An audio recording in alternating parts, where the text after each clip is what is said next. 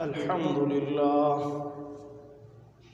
لله وكفى والصلاة والسلام على من لا نبي بعده صاحب التاج والمعراج سيد الإنس والجنات محبوب رب الأرض والسماوات الذي اسمه مكتوب في الإنجيل والتوراة أرسله الله تعالى بالحق بشيرا ونذيرا وداعيا إلى الله بإذنه وسراجا منيرا.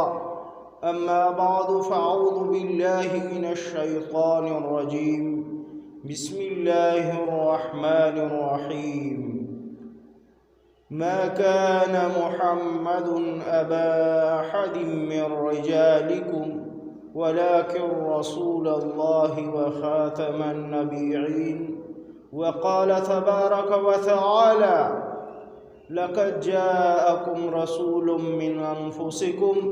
وقال تبارك وتعالى: وما أرسلناك إلا رحمة للعالمين.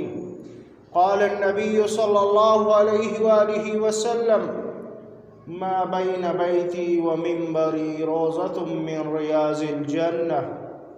آمنت بالله صدق الله العظيم وصدق رسوله النبي الكريم ونحن على ذلك لمن الشاهدين والشاكرين والحمد لله رب العالمين. اللهم صل على محمد النبي الأمي وعلى آله وسلم تسليما كثيرا كثيرا. أما بعد،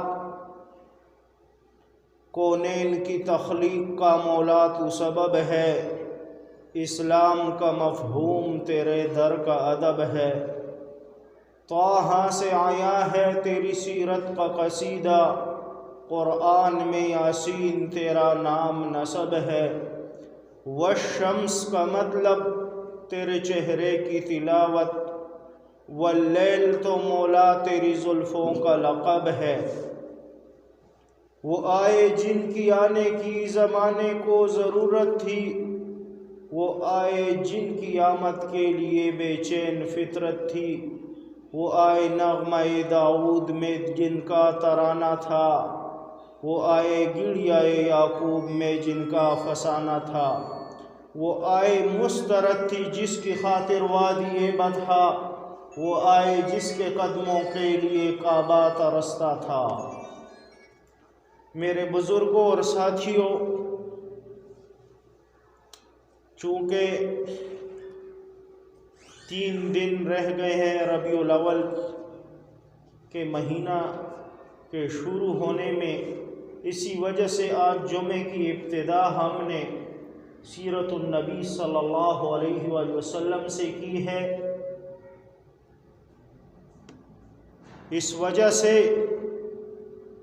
کہ پھر آگے ایام کم ہوں گے اور سیرت کے بیان چونکہ بہت لمبے ہوتے ہیں، لہٰذا اہل علاقہ سے میری یہ درخواست ہے کہ جس کی آقا علیہ الصلاۃ والسلام سے سچی محبت ہے تو وہ آقا علیہ الصلاۃ والسلام کی سیرت سننے کے لیے سب سے پہلے مسجد میں پہنچے گا،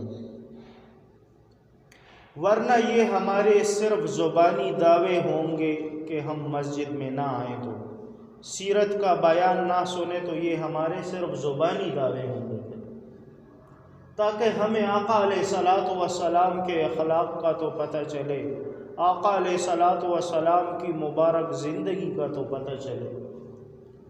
اسی وجہ سے میں نے قرآن کریم کی 1-2 آیات کریمہ آپ کے سامنے تلاوت کی اور ایک روایت شمائل ترمذی کی.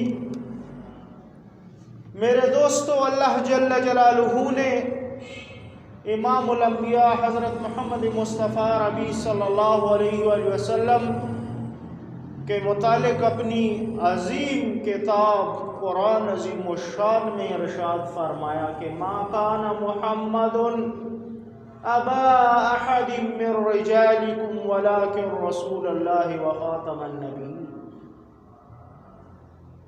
کہ تیرے بعد کوئی نبی آنے والا نہیں ہے، تو خاتم النبیین ہے. میرے محبوب اور پھر یہ بھی فرما دیا کہ وَمَا أَرْسَلْنَاكَ إِلَّا رَحْمَةً لِلْعَالَمِينَ، کہ تمام جہانوں کے لیے تمہیں رحمت بنا کر بھیجا ہے۔ اور یہ بھی ایک احسان جتلایا اللہ جل جلالہ نے کہ لَقَدْ جَاءَكُمْ رَسُولٌ مِّنْ أَنفُسِكُمْ، آیا تمہارے پاس کس کو بھیجا ہے اللہ جل جلالہ نے؟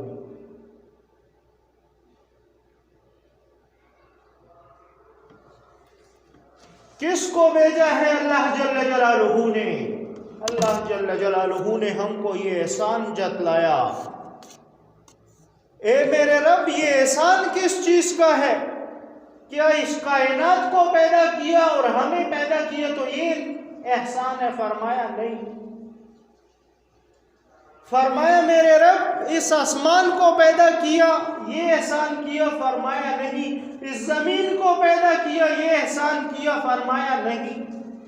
اس سورج کو پیدا کیا؟ فرمایا نہیں۔ چاند کو پیدا کیا، یہ احسان جتلا رہے؟ نہیں۔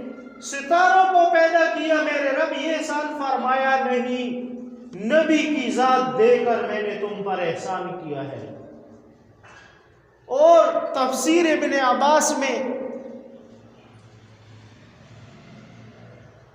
اور مشہور قرات میں عبداللہ بن مسعود رضی اللہ تعالیٰ عنہ کی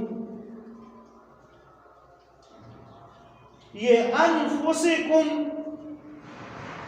یہ فتحہ کے ساتھ بھی ہے انفسکم، انفس سب سے زیادہ نفاست والے، انفس سب سے زیادہ نفاست والے، سب سے زیادہ پاک، سب سے زیادہ کائنات میں اس جیسا کوئی بھی نہیں۔ میرے دوستو، اور اللہ کے محبوب علیہ الصلوۃ والسلام نے یہ بھی فرما دیا کہ ما بین بیتی و ممبری، میرے گھر اور میرے ممبر کے درمیان کیا ہے؟ جنت ہے۔ روضۃ من ریاض الجنہ۔ میرے دوستو، آقا علیہ الصلوۃ والسلام کی سیرت مطہرہ یہ بیان کرنا کوئی آسان کام نہیں ہے اس کا، لیکن اس پر ایک روایت شیخ الحکیم الامت حضرت مولانا اشرف علی تھانوی رحمہ اللہ نے ایک روایت نقل کی ہے نشر الطیب میں۔ عبد الرزاق نے اپنی سند کے ساتھ حضرت جابر بن عبداللہ انصاری رضی اللہ تعالیٰ عنہ سے ایک روایت نقل کی ہے کہ میں نے عرض کیا، میرے ماں باپ آپ پر فدا ہوں یا رسول اللہ، مجھ کو خبر دیجئے کہ سب اشیاء سے پہلے اللہ جل جلالہ نے کون سی چیز کو پیدا فرمایا؟ یعنی یہ سب کچھ نہیں تھا تو اس سے پہلے اللہ پاک نے کس چیز کو پیدا فرمایا؟ اللہ کے محبوب علیہ الصلوۃ والسلام نے فرمایا کہ اے جابر، اللہ جل جلالہ نے تمام اشیاء سے پہلے اپنے محبوب کے نور کو اپنے نور سے پیدا فرمایا، بلکہ اپنے نور کے فیض سے پیدا فرمایا۔ پھر وہ نور قدرت الہیہ سے جہاں اللہ تعالیٰ کو منظور ہوا سیر کرتا رہا، اور اس وقت نہ لوح تھی، نہ قلم تھا، نہ کرسی تھی، نہ بہشت تھی، نہ دوزخ تھی، نہ فرشتہ تھا، اور نہ آسمان تھا، اور نہ زمین تھی، اور نہ سورج تھا، اور نہ چاند تھا، اور نہ جن تھا، اور نہ انسان تھا۔ پھر جب اللہ جل جلالہ نے اور مخلوقات کو پیدا کرنا چاہا تو اس نور کے 4 حصے کیے اور ایک حصے سے قلم کو پیدا فرمایا، دوسرے حصے سے لوح کو پیدا فرمایا اور تیسرے حصے سے عرش کو پیدا فرمایا۔ یہ ایک طویل اور لمبی روایت ہے۔ آگے ایک دوسری روایت حضرت ساریہ بن ارباز بن ساریہ رضی اللہ تعالیٰ عنہ سے روایت ہے کہ نبی کریم صلی اللہ علیہ وآلہ وسلم نے ارشاد فرمایا کہ بے شک میں اللہ جل جلالہ کے نزدیک خاتم النبیین ہو چکا تھا، اور آدم علیہ السلام ہنوز اور خنبیر میں ہی ابھی پڑے تھے، یعنی ان کا پتلا ابھی تیار نہیں ہوا تھا جس وقت میں خاتم النبیین ہو چکا تھا۔ اس روایت کو احمد اور بحیقی اور حاکم مستدرک تمام حدیث کی کتابوں نے نقل کیا ہے۔ ایک تیسری روایت حضرت ابو ہریرہ رضی اللہ تعالیٰ عنہ سے روایت ہے کہ صحابہ کرام رضوان اللہ تعالی علیہم اجمعین نے پوچھا، یا رسول اللہ صلی اللہ علیہ وآلہ وسلم، آپ کے لیے نبوت کا فیصلہ کس وقت ہوا؟ آپ کے لیے نبوت کس وقت ثابت ہو چکی؟ آقا علیہ الصلوۃ والسلام نے فرمایا کہ جس وقت میں حضرت آدم علیہ الصلوۃ والسلام روح اور جسد کے درمیان میں تھے، یعنی ان کے تن میں جان بھی نہ آئی تھی، اس وقت اللہ جل جلالہ نے اس وقت میں اللہ کے ہاں خاتم النبیین ہو چکا تھا۔ میرے دوستو، سیرت کے بیان تو علماء کرتے ہیں، لیکن آج میں آپ کو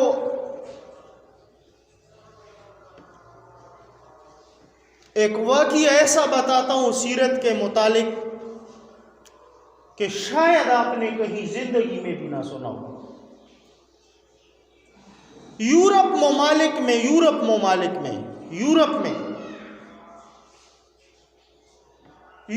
کے بادشاہ نے یہ چاہا کہ یہ مذہب کے اختلافات بہت زیادہ ہوتے ہیں اور یہ کس طرح ختم ہوں گے یہ اختلافات۔ تو انہوں نے دیکھا اور نظر دوڑائی تو جو کتاب والے لوگ تھے، کتاب والے یہود تھے، تو یہود میں سے ایک عالم کو بلایا، یہودیوں کے ایک پادری کو بلایا، اور عیسائیوں میں سے ایک شخص کو بلایا، ان کے ایک راہب کو بلایا، اور ایک عالم مسلمانوں کا بلایا، اور انہوں نے کہا کہ یہ تو تینوں کتاب والے مذہب ہیں، تو ان کا یہ جھگڑا ختم کرتے ہیں۔ کس طرح ختم ہوگا یہ اختلافات مذہب میں، کس طرح ختم ہوں گے؟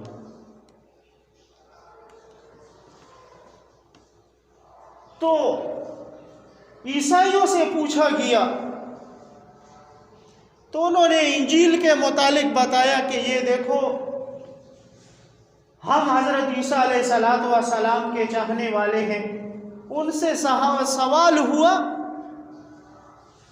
کہ آیا حضرت عیسیٰ علیہ السلام اللہ کے پیغمبر ہیں اور آپ ان کے ماننے والے ہیں؟ ٹھیک ہے، آپ کتاب والے ہیں، لیکن آپ یہ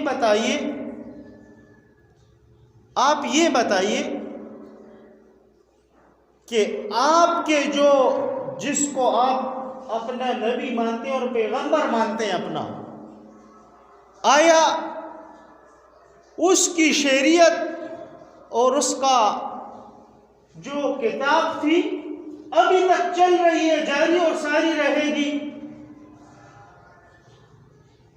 تو عیسائی نے کہا ہاں۔ جب یہودی سے پوچھا گیا تو یہودی نے کہا ہاں، ہمارے مذہب کی تو رات ہے اور ہم حضرت موسیٰ علیہ السلام کے پیروکار ہیں.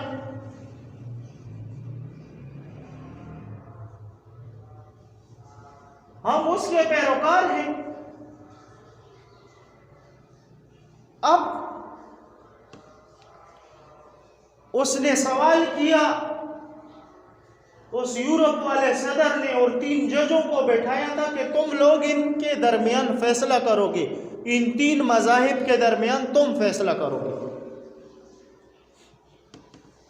تو یہودیوں سے کہا، تو یہودیوں نے اپنی پیغمبر کے متعلق بات کی. پھر عیسائی سے سوال ہوا کہ آیا تم کوئی معجزہ تو بتاؤ اپنے پیغمبر کا جو ابھی موجود ہو. تو عیسائی کے پاس جواب نہیں تھا. عیسائی کے پاس جو ابھی رائے جو ہو وہ معجزہ بتاؤ کہ ابھی بھی ہو وہ معجزہ بتاؤ. تو عیسائی نے جواب نہیں دیا. یہود سے پوچھا گیا کہ تم لوگ تو تورات کے پیروکار ہو، تم تو حضرت موسیٰ علیہ السلام کے ماننے والے ہو، تو بتاؤ تم کچھ معجزہ. تمہارے پیغمبر کے پاس بھی تو لاٹھی تھی. اگر عیسیٰ علیہ السلام مردوں کو زندہ کرتا تھا اور وہ ان کے پاس نہیں ہے، تمہارے پاس بھی تو کچھ ہوگا. موسیٰ علیہ السلام کے پاس تو امسا تھی نا. جب اللہ کا حکم ہوا اور جیسے پھینکی تو اس امسا سے اتنا بڑا اژدہا بنا کہ ایک ہونٹ زمین پر لگا ہوا اور دوسرا فرعون کے محل پر ہے. پورا محل اس کے منہ میں آ گیا. اس فرمایا یا تو یہ نہیں تو دوسرا معجزہ تو یہ ہے کہ تمہارے پیغمبر کو حکم ہوا کہ تم یہ اپنی لاٹھی سمندر میں مارو، اس دریا میں تو 14 راستے بن گئے. تو ابھی بھی تو وہ لاٹھی موجود ہوگی، کچھ تو کرو، کوئی معجزہ تو ثابت کرو. تو ان کے پاس بھی کچھ نہیں تھا. پھر جب مسلمان کی باری آئی تو مسلمان نے قرآن کریم اٹھایا اور کہا وَمَا أَرْسَلْنَاكَ إِلَّا رَحْمَةً لِلْعَالَمِينَ. ہمارے نبی کو اللہ جل جلالہ نے اپنی کتاب میں فرما دیا کہ دونوں جہانوں کے لیے رحمت للعالمین ہے. عالمین فرمایا، جمع کا صیغہ فرمایا، دونوں جہانوں کے لیے. تا قیامت تک جتنی مخلوقات آئیں گی ان کے لیے بھی نبی. اور جب سے میرے رب کی ربوبیت کے چرچے عام ہوئے، جب سے میرے رب کی ربوبیت کے چرچے عام ہوئے تو اس وقت سے نبی. یعنی حدیث مبارک پہلے میں نے آپ کو سنائی تھی، حضرت جابر بن عبداللہ انصاری رضی اللہ تعالیٰ عنہ کی، جابر بن عبداللہ انصاری رضی اللہ تعالیٰ عنہ کی روایت بھی آپ کو پہلے سنائی ہے کہ نہ لوح تھا، نہ قلم تھا، نہ کرسی، اور میرا رب فرماتا ہے کہ صرف میں تھا اور میرا محبوب تھا اور کچھ بھی نہیں تھا. میرا رب فرماتا ہے. تو قرآن نے کہا وَمَا أَرْسَلْنَاكَ إِلَّا رَحْمَةً لِلْعَالَمِينَ. اور پھر شاعر نے اس کا کیا جواب دیا؟ قرآن کے پاروں میں تیرے نام کا چرچا، قرآن کے پاروں میں تیرے نام کا چرچا ہے، چاند ستاروں میں تیرے نام کا چرچا. گلشن کے ہر رنگ میں گل میں تیری خوشبو، رنگین بہاروں میں تیرے نام کا چرچا. موجوں کی روانی میں تلاطم میں بہر میں، خاموش کناروں میں تیرے نام کا چرچا. کہتا ہے قمر پھر وہ کبھی انگلی اٹھائیں، کہتا ہے قمر پھر وہ کبھی انگلی اٹھائیں، انگلی کے اشاروں میں تیرے نام کا چرچا.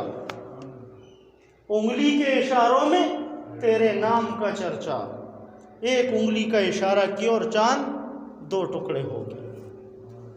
انگلی کے اشاروں میں تیرے نام کا چرچا. بلکہ بات یہاں ختم نہیں ہوتی کہ انسانوں کے لیے بلکہ سمندر کی مچھلیاں اللہ کے محبوب کو عبد المومن کے نام سے جانتی ہیں۔ صرف انسان نہیں، سمندر کی مچھلیاں آقا علیہ الصلوۃ والسلام کو عبد المومن کے نام سے جانتی ہیں۔ اور پھر چوپائے آقا علیہ الصلوۃ والسلام کو عبد الرزاق کے نام سے جانتے ہیں، چوپائے بھی۔ اور درندے آقا علیہ الصلوۃ والسلام کو عبد القہار کے نام سے جانتے ہیں۔ اور اس لیے جنات آقا علیہ الصلوۃ والسلام کو عبد الجبار کے نام سے جانتے ہیں۔ اور بات یہاں ختم نہیں ہوتی، بلکہ کیڑے مکوڑے آقا علیہ الصلوۃ والسلام کو غیبات کے نام سے جانتے ہیں۔ اے یہودیوں اور عیسائیوں، تم بھی تو بتاؤ کہ تمہارے پاس کیا ہے؟ اے قادیانیوں، تم جو دعوے کرتے ہو کہ ہمارا غلام مرزا قادیانی تھا، تو ما کان محمد ابا احد من رجالکم ولکن رسول اللہ وخاتم النبیین جیسی ایک آیات تو لے کر دکھاؤ، لاؤ ایسی ایک آیات تو لے کر آؤ۔ بلکہ صرف بات یہاں ختم نہیں ہوئی کہ آقا علیہ الصلوۃ والسلام کا تذکرہ بس اس میں آیا کہ ما کان محمد، بلکہ آقا علیہ الصلوۃ والسلام کے متعلق اللہ جل جلالہ نے کئی جگہوں پر فرمایا، وما ارسلناک الا رحمتا للعالمین وما ارسلناک الا کافۃ للناس هو الذی ارسل رسولہ بالہدی ودین الحق محمد رسول اللہ والذین معہ اشداء علی الکفار رحماء بینہم۔ میرے دوستو، اگر قرآن کھولو تو الف لام میم سے والناس تک آقا علیہ الصلوۃ والسلام کی سیرت کا بھرا ہوا ہے۔ اسی وجہ سے ایک شخص نے ام عائشہ صدیقہ رضی اللہ تعالیٰ عنہا سے سوال کیا تھا کہ آقا علیہ الصلوۃ والسلام کے اخلاق تو بتاؤ، آقا علیہ الصلوۃ والسلام کے اخلاق تو بتاؤ۔ ام عائشہ صدیقہ رضی اللہ تعالیٰ عنہا نے کوئی لمبی چوڑی تقریر نہیں فرمائی، بلکہ فرمایا کیا تم نے قرآن نہیں پڑھا؟ یہ نہیں فرمایا کہ بس تم یہ آیات پڑھو وہ آیات، فرمایا کیا تم نے قرآن نہیں پڑھا؟ الف لام میم سے والناس تک آقا علیہ الصلوۃ والسلام کے اخلاق۔ یہ اخلاق کی بات اس طرف اس وجہ سے لے کر آیا ہوں کہ آقا علیہ الصلوۃ والسلام نے ہمیں جو راستے بتائے ہیں ان پر کم سے کم عمل بھی تو ہونا چاہیے۔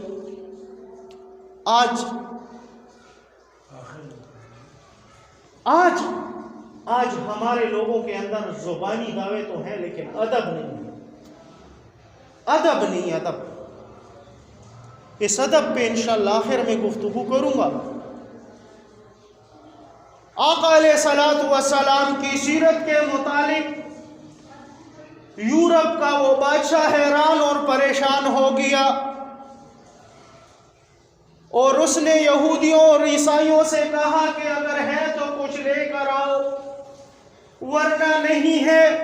تو مسلمان نے تو تمہیں جواب دے دیا کہ وما ارسلناک الا رحمتا للعالمین، کہ وہ تمام جہانوں کے لیے نبی ہے۔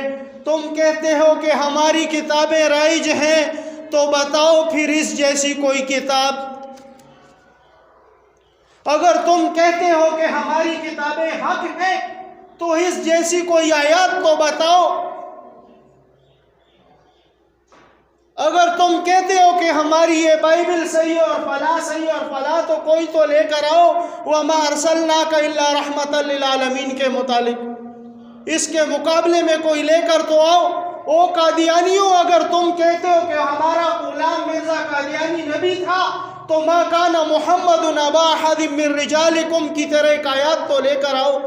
تمہارا باپ بھی نہیں لا سکتا۔ اسی وجہ سے اللہ جل جلالہ نے سورہ بقرہ میں اس وقت فرمایا تھا، سورہ بقرہ میں فرمایا ہے تا قیامت تک پڑھی جانے والی کتاب کون سی ہوگی؟ وہ قرآن ہوگا۔ تا قیامت تک سیرت کے چرچے کس کے عام ہوں گے؟ اس کے ہوں گے جو خاتم النبیین ہوگا۔ لوگ تو ولادت کی بات کرتے ہیں، میرا انداز تھوڑا سا مختلف ہے اس سے، میری بات کو سمجھو گے تو میں آپ کو تھوڑے سے وقت میں سمندر سے موتی اٹھا کر تمہاری جولی میں رکھوں گا، تھوڑے سے وقت میں، اگر غور سے سنو گے تو۔ لوگ تو ولادت کی بات کرتے ہیں، میں تو دنیا کی مثال دیتا ہوں کہ جو پیدا ہوا ہے اس پیدا ہونے پر لوگ کہتے ہیں کہ یہ پیدا ہوا اور مر گیا، اس کے پیدا ہونے اور مرنے کو یاد کرتے ہیں، اس کے پیدا ہونے اور مرنے کو یاد کرتے ہیں۔ مثلا کوئی عالم ہے، کوئی خطیب ہے، کوئی مذہبی اسکالر ہے، کوئی سیاست دان ہے، کوئی سیاستدان ہے، کوئی انجینئر ہے، کوئی ڈاکٹر ہے، اس کے پیدا ہونے کو بہت زیادہ ہے یاد کیا جائے گا یا اس کے مرنے کو یاد کیا جائے گا، لیکن آقا علیہ الصلوۃ والسلام کے متعلق تو قرآن نے کہا کہ ثم جاءکم رسول، پھر یہ رسول آئے گا۔ یہ نہیں فرمایا یہ پھر سے مراد یہاں کیوں ہے، یہ پھر سے مراد یہاں کیوں ہے، یہ پھر سے مراد مفسر القرآن حضرت ابن عباس رضی اللہ تعالیٰ عنہ تفسیر ابن عباس میں لکھتے ہیں، فرماتے ہیں اس عبد الرزاق والی روایت کے متعلق جو پہلے میں نے بیان کی، عبداللہ بن انصاری رضی اللہ تعالیٰ عنہ سے جو روایت ہے کہ آقا علیہ الصلوۃ والسلام تو آئے، تو ان کے متعلق عبداللہ بن انصاری رضی اللہ تعالیٰ عنہ فرماتے ہیں کہ میں نے پوچھا اللہ کے محبوب، سب چیزوں سے پہلے اللہ جل جلالہ نے کس کو پیدا فرمایا؟ جس وقت نہ آسمان تھا، نہ زمین تھی، نہ عرش تھا، نہ فرش تھا، نہ لوح تھی، نہ قلم تھی، نہ کرسی، کس کو پیدا فرمایا؟ ثم جاءکم رسول، تو یہ بعد میں کیوں؟ فرمائے اس بات سے مراد یہ ہے کہ آنے والا تو سب سے پہلے آیا ہے، نہ اس وقت نہ لوح تھا، نہ قلم تھا، نہ کرسی تھی، نہ جن نہ انس، کچھ بھی نہیں تھا، اور میرا رب آقا علیہ الصلوۃ والسلام پر درود پڑھتا تھا خود۔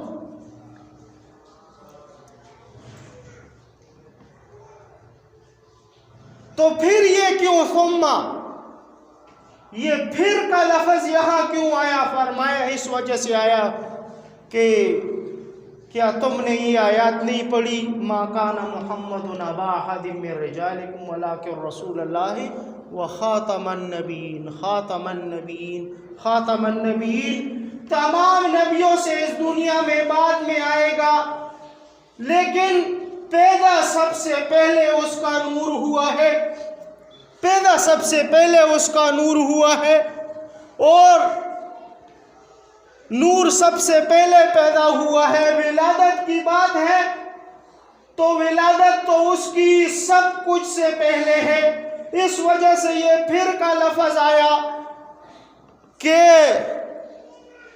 عالم ارواح سے لے کر جنت تک آقا علیہ الصلوۃ والسلام ہیں، نہ ان کی یہاں پیدائش ابتدا کی ہے اور نہ وہاں انتہا ہے اس کی۔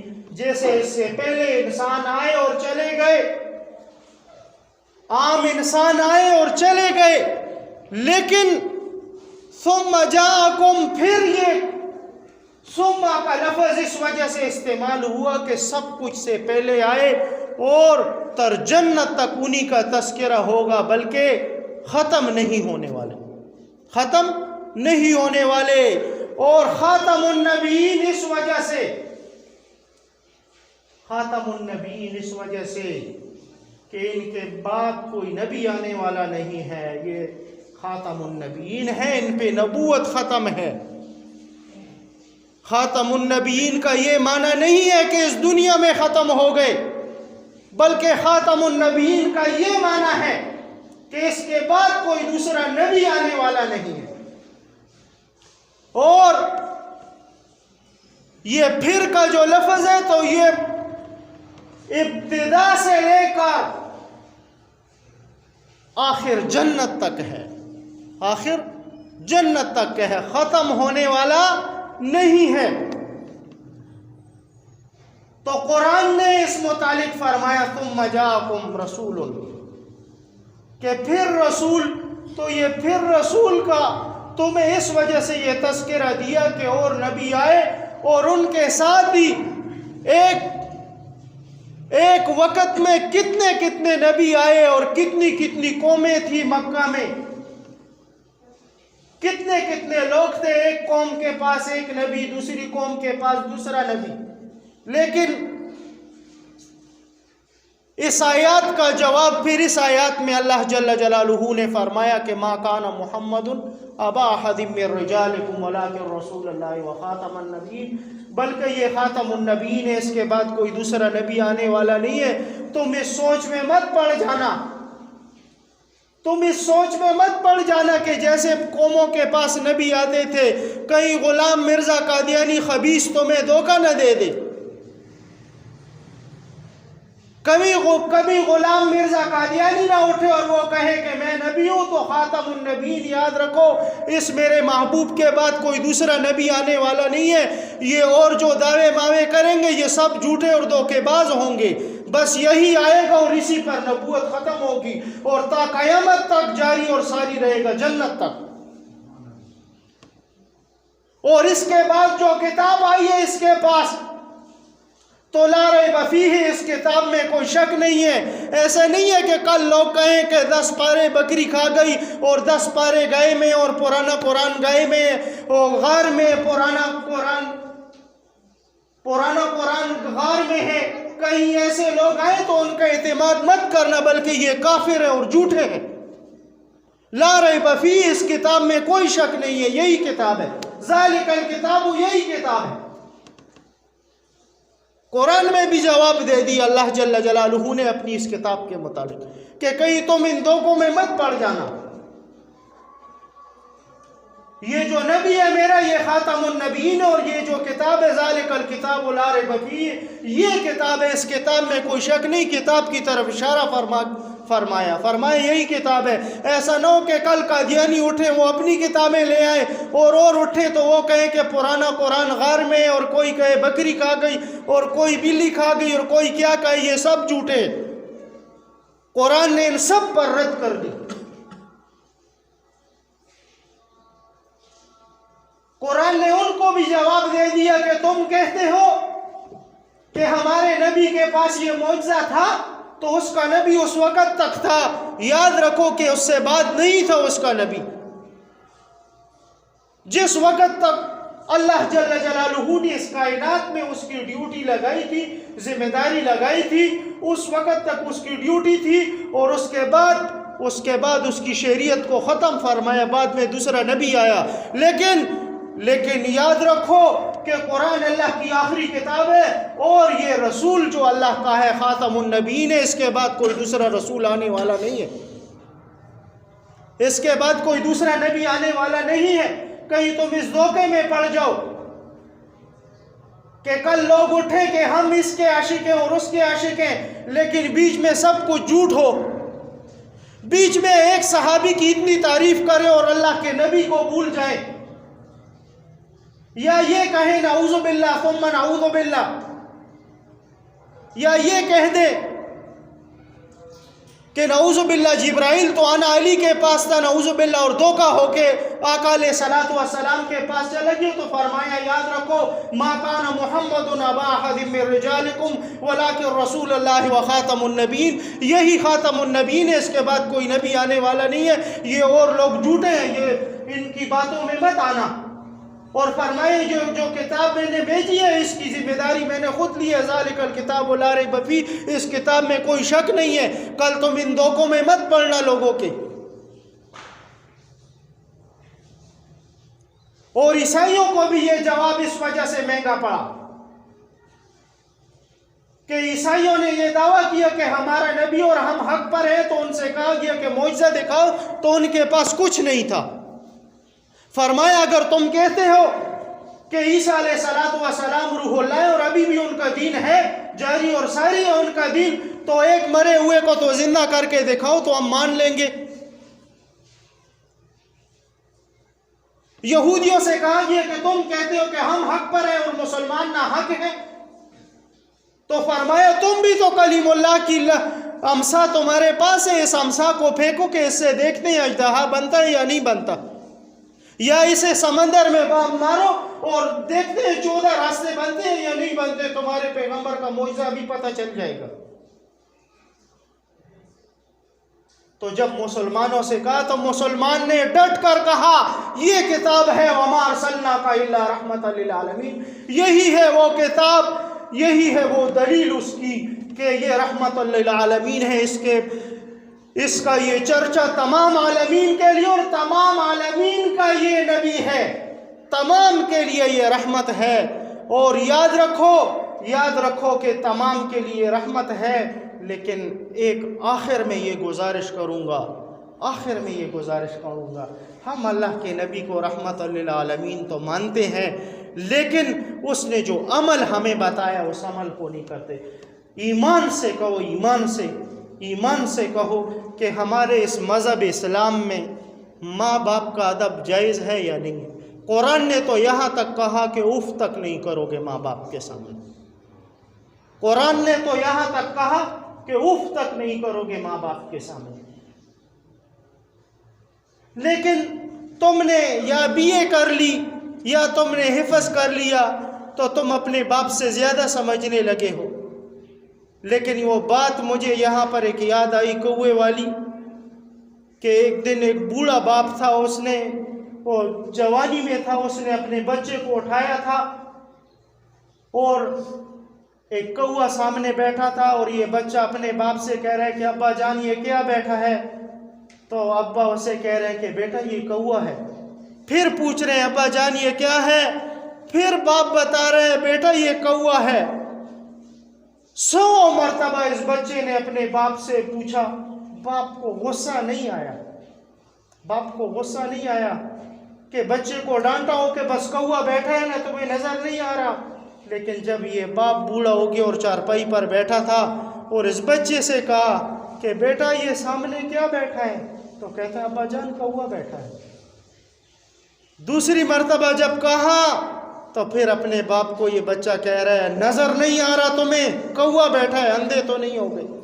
تو اس باپ کی آنکھوں میں آنسو آ گئے اور کہا بیٹا جب تم چھوٹے تھے اور میں تمہیں اٹھاتا تھا اس وقت تم مجھے کہتے تھے کہ ابا جان یہ کیا بیٹھا ہے سامنے، تو 100 مرتبہ تم نے پوچھا، مجھے کبھی غصہ نہیں آیا، میں نے تو تمہاری تربیت صحیح کی تھی۔ تو اللہ کے نبی نے ہمیں سب کچھ صحیح بتایا۔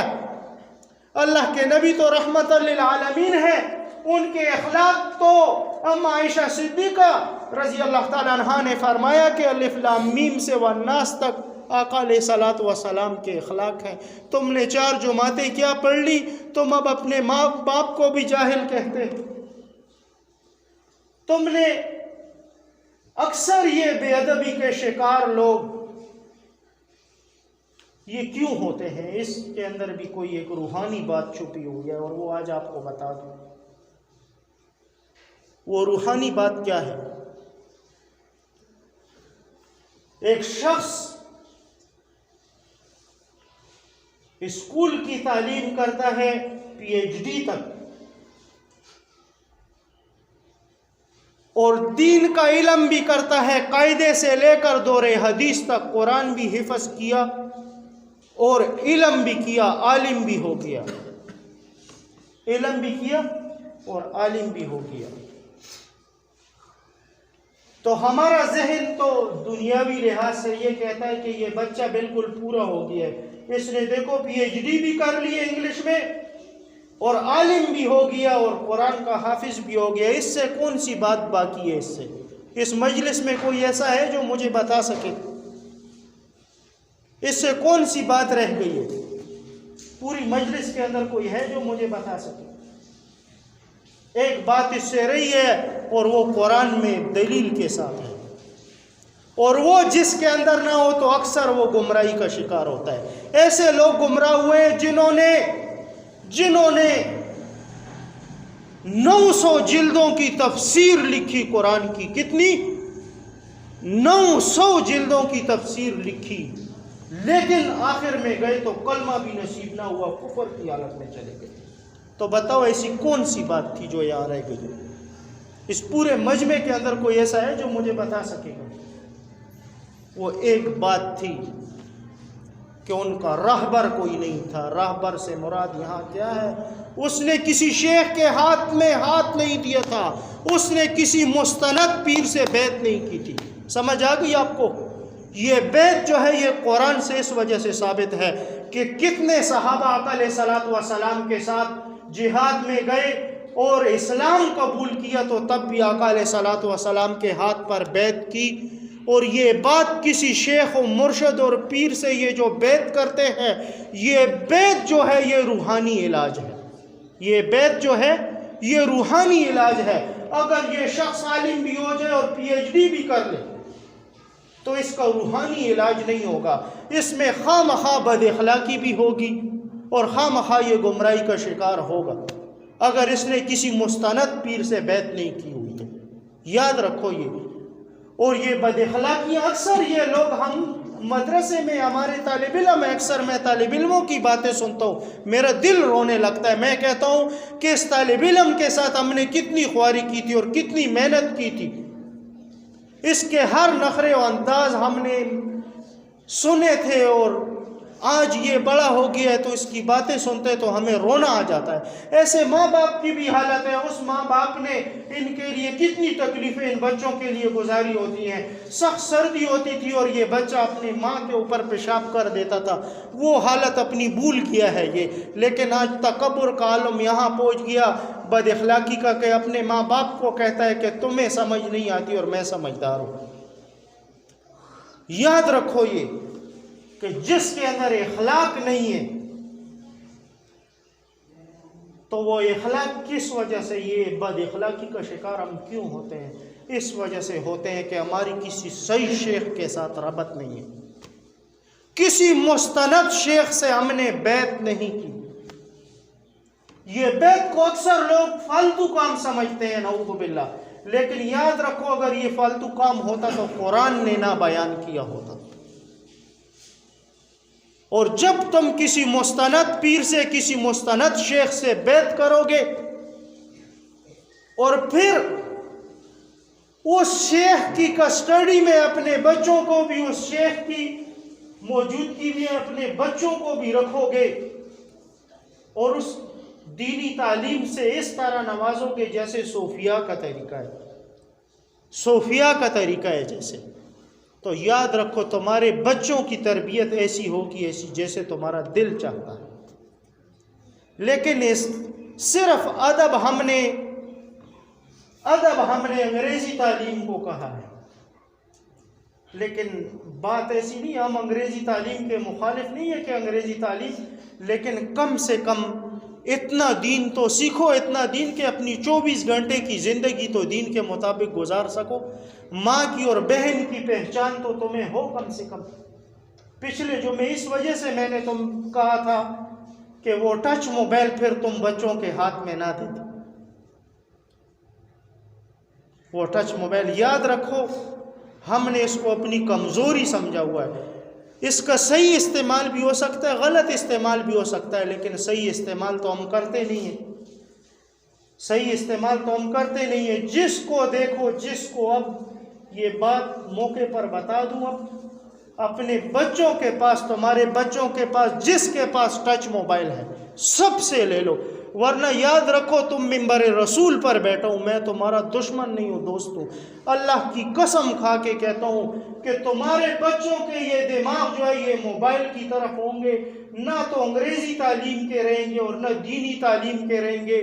اگر ان کو ایک کمرے میں بند کر دو اور انہیں کھانا بھی نہ دو اور صرف وہ گیمیں لگا دو، نعوذ باللہ وہ پب جی اور یہ گن، تو یہ 24 گھنٹے لگے رہیں گے اس گیموں میں، لیکن ان کو فکر یہ نہیں ہوگی،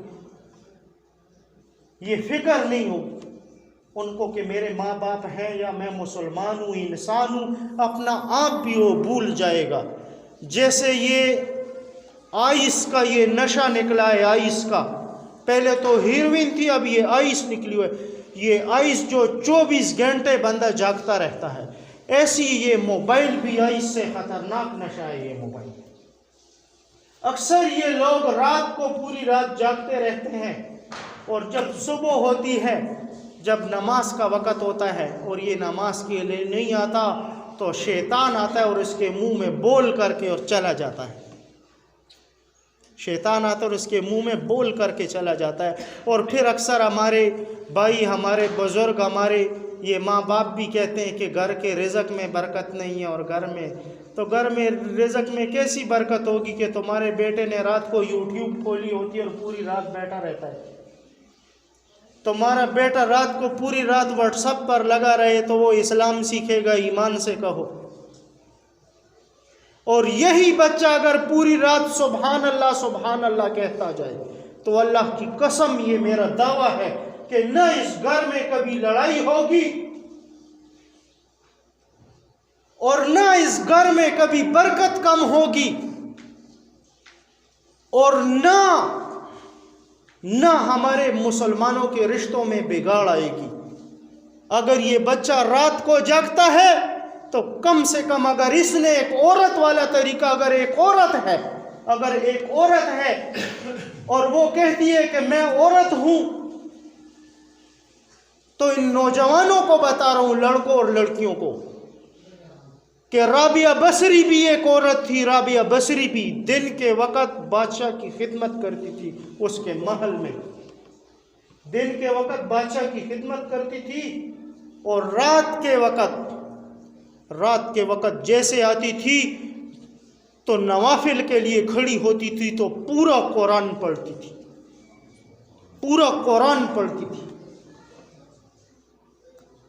اور ہر وقت زبان پر درود ہوتا تھا اس کی.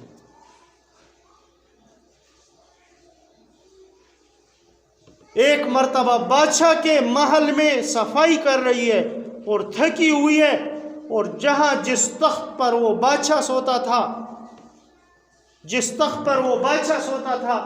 اس کو اونگ آئی اور وہاں لیٹ گئی، اور جیسے اس کی آنکھ لگی تو بادشاہ آ گیا اور بادشاہ نے اسے خوب مارا. تو رابعہ بصری جب مار کھائی اس نے تو ایک دم مسکرانے لگی، خوب ہنسی اور بعد میں رونے لگی. بادشاہ کو بہت غصہ آیا اور بادشاہ نے کہا، رابعہ تمہیں میں نے اتنا مارا اور تم ہنسنے لگی، اور بعد میں تم رونے لگی، اور ہنسنے اور رونے میں تمہاری کیا بات ہے؟ فرمایا، بادشاہ سلامت، روئی تو اس وجہ سے ہوں کہ تم نے مجھے بہت بے دردی سے مارا اور مجھے درد ہوا ہے. میں بھی تو اسی آدم کی اولاد ہوں، میں بھی تو انسان ہوں. جس آدم کی تم اولاد ہو اس کی تو میں بھی اولاد ہوں. تم کہتے ہو کہ میں مسلمان ہوں، تو جس نبی کے تم ماننے والے ہو میں بھی اس نبی کی ماننے والی ہوں. پھر اتنا ظلم کیا تم نے، مجھے مارا. اور فرمایا یہ ہنسی اس وجہ سے ہو کہ ایک پل کے لیے یہاں سوئی اور اتنی مار کھائی میں نے. جو بادشاہ ساری زندگی یہاں سوتا رہا تو اسے کتنی مار پڑے گی قیامت کے دن، اسے کتنی مار پڑے گی، اس بات کو تھوڑا سوچو. اور وہی رابعہ جب اس دنیا سے تشریف لے گئی تو آقا علیہ الصلوۃ والسلام کی امت کے جو اولیاء ہیں ان کی زندگی دیکھو، اور پھر زندگی کے بعد ان کا دنیا سے جانا دیکھو کہ ان کا جانا کیسا تھا۔ رابعہ ایک پڑوسی کو خواب میں آئی جو اسی بادشاہ کے محل میں خدمت کرتا تھا، خواب میں آئی تو اس نے پوچھا، رابعہ تمہارے ساتھ اللہ نے کیا سلوک کیا؟ کیا سلوک کیا تمہارے ساتھ اللہ جل جلالہ نے؟ تم تو ہر وقت اللہ کے دین میں لگی رہتی تھی۔ تو فرمایا کہ جس وقت مجھے قبر میں لٹایا گیا تو میرے پاس 2 فرشتے آئے اور مجھ سے انہوں نے سوال کیا، من ربکم، تمہارا رب کون ہے؟ تو میں نے ان فرشتوں سے کہا کہ تم کہاں سے آئے ہو؟ فرمایا ہم تو بہت دور سے آئے ہیں۔ فرمایا کتنی مسافت کر کے آئے ہو؟ فرمایا گنتی سے باہر ہے، اس کی گنتی نہیں ہو سکتی کہ کتنی مسافت ہم کر کے آئے ہیں۔ تو پھر فرمایا کہ تم اتنی دور سے آئے ہو اور اپنے رب کو نہیں بھولے اور اس کا پیغام میرے تک پہنچانے کے لیے آئے ہو، سوال کرنے کے لیے آئے ہو۔ تو میں نے کبھی آنکھ بند نہیں کی زندگی میں، تو میں 4 فٹ زمین کے اندر آ گئی ہوں تو میں اپنے رب کو بھول جاؤں گی؟ تو فرمایا وہ فرشتے مسکرائے اور قبر میں کھڑکی کھلی تھی اور دیکھا تو سامنے محل تھے، بس وہاں چلی گئی۔ یہ اللہ کے اولیاء کی زندگی ہے۔ کاش کہ ہماری عورتیں بھی ایسی ہو جائیں، کاش کہ ہمارے بچے بھی ایسے ہو جائیں، ہمارے بچوں کے اندر بھی آقا علیہ الصلوۃ والسلام والے اخلاق آ جائیں، ہمارے اندر بھی اخلاق آ جائیں۔